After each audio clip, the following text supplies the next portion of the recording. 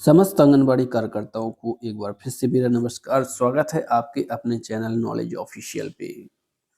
चूंकि आज हम बात करने वाले हैं जो अपने बेनिफिशरीज होते हैं उनके जो पंजीयन से संबंधित जो इशू होते हैं उनके बारे में हम बात करने वाले हैं। तो आज का वीडियो काफ़ी महत्वपूर्ण होने वाला है और यदि आप इस चैनल पे पहली बार विजिट किए हैं तो प्लीज़ चैनल को लाइक कीजिएगा, सब्सक्राइब कीजिएगा और अपने बहनों में शेयर भी कीजिएगा, ताकि महत्वपूर्ण जानकारी आपके साथियों के पास भी आसानी से पहुंच सके। तो चलिए करते हैं शुरुआत। आज हम पंजीयन के बारे में बात करने वाले हैं कि जो गर्भवती धात्री या जो बच्चों की नवीन पंजीयन है वो पंजीयन हम किस प्रकार से करते हैं, उनमें आने वाली समस्याएं क्या है जिनको हम आसानी से सॉल्व भी कर सकते हैं।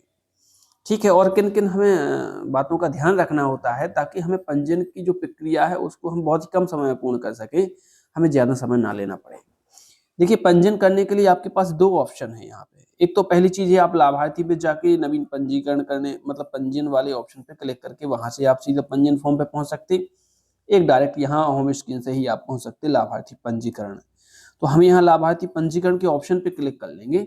यहाँ से आपको कैटेगरी दिख रही, देखिए किसका पंजीयन करना है, गर्भवती का करना, धात्री का करना या बच्चों में किसका करना है। तो हम यहाँ देख लेते हैं, हम किसी गर्भवती महिला का पंजीयन करने वाले हैं। तो हमने गर्भवती महिला पे क्लिक किया। जैसे ही हमने यहाँ पे क्लिक किया, यहाँ पे कुछ निर्देश दिए गए हैं। नई पंजीकरण प्रक्रिया को अपडेट कर दिया है, पुराना पंजीकरण प्रक्रिया अब लागू नहीं है। लाभार्थी के प्रकार के आधार पर अब ई-केवाईसी फेस कैप्चा अनिवार्य है। ये सबको पता है कि यहाँ पे अब जो पंजीयन होगा उसमें साथ में ई-केवाईसी और फेस कैप्चा ही कंपलसरी हो गया, इसके बिना आपका पंजीयन नहीं हो सकता है। ये महत्वपूर्ण चीज आपको ध्यान रखना है। गर्भवती धात्री और किशोरियों के लिए, चूंकि किशोरी महिलाएं आपके यहाँ नहीं होंगी, पोषण ट्रैकर ऐप में आंगनबाड़ी कार्यकर्ता को लाभार्थी का ई-केवाईसी और फीस कैप्चा करना होगा, ये ठीक है। बच्चों के लिए किसी एक का ई-केवाईसी और फीस कैप्चा किया जा सकता है इसमें से। या ध्यान रखना, इन चीज़ों को पढ़ा करो, आप लोग इन चीज़ों को पढ़ते नहीं हो तो बाद में फिर समस्याएं आती हैं, आपको पूछना पड़ता है कुछ ना कुछ। इससे अच्छा आप पहले पेज से ही यहाँ पे आराम से देख लें कि अगर बच्चों को करेंगे तो माता पिता अभिभावक किसी एक का आपको ई-केवाईसी और फीस कैप्चा करना होगा। इसके बाद हम आगे बात करते हैं कि ई-केवाईसी आवश्यकता है। ई-केवाईसी के लिए आधार नंबर आवश्यक है और सत्यापन के लिए आधार से जुड़े मोबाइल नंबर पे एक ओटीपी जाएगी। यानी क्या चाहिए आपको, जब आप ई-केवाईसी करेंगे तो आधार नंबर की आवश्यकता पड़ेगी और आधार से जो लिंक नंबर है मोबाइल नंबर, वो मोबाइल आपको पास में ही रखना है क्योंकि उस पे क्या जाएगी, एक ओटीपी जाएगी। इसका भी आपको विशेष ध्यान रखना है। इसके बाद आगे फेस कैप्चा के लिए क्या आवश्यकता है, तो चेहरा कैप्चा किए जाने वाले व्यक्ति मतलब गर्भवती धात्री या किशोरी या बच्चों के मामले में माता पिता अभिभावक को पंजीकरण करते समय शारीरिक रूप से उपस्थित होना चाहिए। मतलब जिस भी लाभार्थी का पंजीयन करना है वो आपके सामने होना चाहिए। गर्भवती का करना है तो गर्भवती, धात्री का करना है तो धात्री, और यहाँ पे कह सकते हैं कि बच्चों का करना है तो जिसका आधार जोड़ रहे हो उसकी उपस्थिति अनिवार्य है। आधार कार्ड की उपस्थिति अनिवार्य है, मतलब आधार कार्ड चाहिए और मोबाइल नंबर के साथ साथ वो मोबाइल भी चाहिए जिसमें सिम डली है, क्योंकि उस पे आने वाली है क्या, ओटीपी। बढ़े आगे, चलिए यहाँ से हमें अंडरस्टूड पे क्लिक करना होगा। हमने अंडरस्टूड पे क्लिक किया। क्लिक करते समय ये देखिए यहाँ पे आधार और मोबाइल नंबर दर्ज करने का ऑप्शन आ रहा है। तो हम यहाँ पे आधार नंबर, चूंकि सेशन एक्सपायर हो गया था, पंजीकरण करते समय आपके सामने इस प्रकार की समस्या नहीं आएगी, वो कोई टेक्निकल इशू था। देखिए आधार नंबर यहाँ टाइप करना आपको। हमने यहाँ आधार नंबर टाइप किया, यहाँ मोबाइल नंबर। उसके बाद हमें आगे बढ़े के ऑप्शन पे क्लिक करना होगा। अब हम यहाँ पे आधार नंबर टाइप करेंगे, मोबाइल नंबर। इसके बाद हम आगे बढ़ेंगे। अब हमने यहाँ पे क्या किया है, आधार नंबर और मोबाइल नंबर टाइप कर लिया है। हम यहाँ आगे बढ़े के ऑप्शन पे क्लिक करेंगे। इसके बाद हमें किस बात का ध्यान रखना है ये महत्वपूर्ण है, और हमें क्या उसमें चेंजेस देखने को मिला है ये भी थोड़ा सा आपको देखना पड़ेगा। तो हम यहाँ पे आगे बढ़े के ऑप्शन पे क्लिक करेंगे। ये महत्वपूर्ण चीज है, ध्यान रखना इस पे आप। अगर यहाँ पे हम देख पा रहे हैं कि ये अगर आपके में अलर्ट आ रहा है कि the mobile number provided is already linked to maximum existing beneficiaries, it can not be used be register the beneficiary. इसका मतलब है कि इस मोबाइल नंबर का उपयोग कई लाभार्थियों के साथ किया जा चुका है, कई लाभार्थियों में ये मोबाइल नंबर दर्ज किया गया है, इसलिए आप क्या कर सकते, इसमें इस मोबाइल नंबर से आप पंजीयन नहीं कर पाएंगे। अब समस्या ये हो जाएगी, बोले सर अब क्या करेंगे हम, क्योंकि ऐसा कि अब महिला के साथ जो आधार के साथ नंबर लिंक है हमें करना तो उसी से है। अब आपको क्या करना पड़ेगा, आपको ये देखना पड़ेगा लाभार्थी लॉगिन पे जाके कि ये नंबर किन लाभार्थियों के साथ रजिस्टर्ड है। अब जिन लाभार्थियों के साथ रजिस्टर्ड है उन लाभार्थियों का आपको मोबाइल नंबर चेंज करवाना पड़ेगा।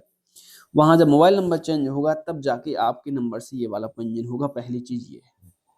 ठीक है, अब हम इसके बाद चलते हैं क्या, यहाँ पर ठीक है पे क्लिक कर देंगे। जैसे ही हमने ठीक है पे क्लिक किया तो आप देख पा रहे हैं हम यहाँ पिछले पेज पे आ गए हैं। यहाँ लाभार्थियों के प्रकार हमें दिखाई दे रहे हैं। हम फिर से आगे बढ़ेंगे, प्लस के आइकन पे यहाँ पे क्लिक करेंगे। आपको एक नई चीज़ और बताने वाले हैं। अभी एक चीज़ हमने वो इसलिए आपके सामने मोबाइल नंबर वाला इशू लेके आए हैं क्योंकि पंजीयन में इस प्रकार की भी कई समस्याएं हैं। आपने जब मोबाइल सत्यापन का काम किया था तो एक मोबाइल नंबर को 5-5 जगह लगाया था। अब उनकी लिमिट खत्म हो गई है, तो अब कुछ ना कुछ उनका सॉल्यूशन तो देखना पड़ेगा। आगे बढ़ते हैं, हम अगली चीज़ के बारे में बात करेंगे। हम यहाँ फिर से पंजीयन के ऑप्शन के लिए प्लस के आइकन पे जाएँगे, कैटेगरी सेलेक्ट करेंगे और अंडरस्टूड वो आधार नंबर, मोबाइल नंबर टाइप करेंगे और हम आगे बढ़ेंगे। यहाँ से आप देख पा रहे हैं कि यहाँ पे मोबाइल प्रमाणीकरण के लिए आपसे ओटीपी के लिए आगे अनुरोध माँग रहा है ये, तो आपको यहाँ ओटीपी के लिए अनुरोध पे यहाँ पे क्लिक करना होगा। जैसे ही आपने इस पे क्लिक किया, यहाँ से ओटीपी भेज दी गई है। यहाँ से 4 अंकों की ओटीपी आपके मोबाइल नंबर पे गई होगी। अब देखिए आपको क्या बताना चाह रहा है, अगर बाई चांस यहाँ ओटीपी नहीं मिल पाती है और या फिर एक और यहाँ पे देख पा रहे हैं आप, ये आपको तीर का निशान दिखाई दे रहा है, आपने यहाँ से इसको बैक कर दिया तब वापस आप यहाँ जाएँगे, गर्भवती के ऑप्शन पे जाएँगे, अंडरस्टूड पे जाएँगे और यहाँ फिर से आधार नंबर और मोबाइल नंबर टाइप करेंगे, तो एक डुप्लीकेट रजिस्ट्रेशन वाला आपके सामने अलर्ट आएगा। वो अलर्ट ये होगा कि आप चेक कर लेते हैं, ठीक है एक बार। ये देखिए हम इसी समस्या के बारे में बात कर रहे थे, जो अलर्ट आता था डुप्लीकेट रजिस्ट्रेशन वाला वो नहीं आता। ये देखिए फिर से ओटीपी चली गई है। अगर ऐसा होता कि बैक करने से जो 15 मिनट का अलर्ट आता था वो आता, लेकिन अब नहीं आ रहा है और यदि आएगा भी आपके में तो केवल 5 मिनट का आएगा। ध्यान रखना ये थोड़ा-सा बदलाव हुआ था, जो नया वर्ज़न आया था पोषण ट्रैकर का उसमें ये चेंज हुआ है। लेकिन अभी तक जहाँ तक हम प्रैक्टिकल करके देख रहे हैं ऐसा कोई अब अलर्ट आता नहीं है। आपने जस्ट अभी इसके पहले ही अपन ने ओटीपी भेजी थी, पेज बैक किया था, फिर से अपन ने ओटीपी भेजी, फिर से चला गया। डुप्लीकेट रजिस्ट्रेशन वाला कोई भी अलर्ट नहीं आया। मतलब अब इस अलर्ट को हटा दिया गया है। ऐसा नहीं है कि 15 मिनट आपको वेट करना पड़े या 5 मिनट वेट करना पड़े, वो नहीं आता है। अगर आएगा भी आपके में तो केवल 5 मिनट का आ सकता है। वैसे अभी तक तो नहीं आ रहा है। तो ये महत्वपूर्ण जानकारी थी, अब आपको इसका विशेष ध्यान रखना है। अगर कई लाभार्थियों के साथ मोबाइल नंबर जोड़ दिया गया है तो पहले हमें उसको सॉल्व करना पड़ेगा और अगर वो समस्या नहीं है तो आपकी ये वाली डुप्लीकेट रजिस्ट्रेशन वाली समस्या को सॉल्व कर दिया गया है। तो वीडियो में काफ़ी महत्वपूर्ण जानकारी दी गई है। अगर आपको कुछ भी ऐसा लगा हो कि कुछ अच्छा देखने को मिला, कुछ सीखने को मिला हो, काफ़ी हेल्प इससे मिल रही है अगर आपको, तो प्लीज़ चैनल को लाइक कीजिएगा, सब्सक्राइब कीजिएगा और शेयर ज़रूर कीजिएगा। बहुत-बहुत धन्यवाद।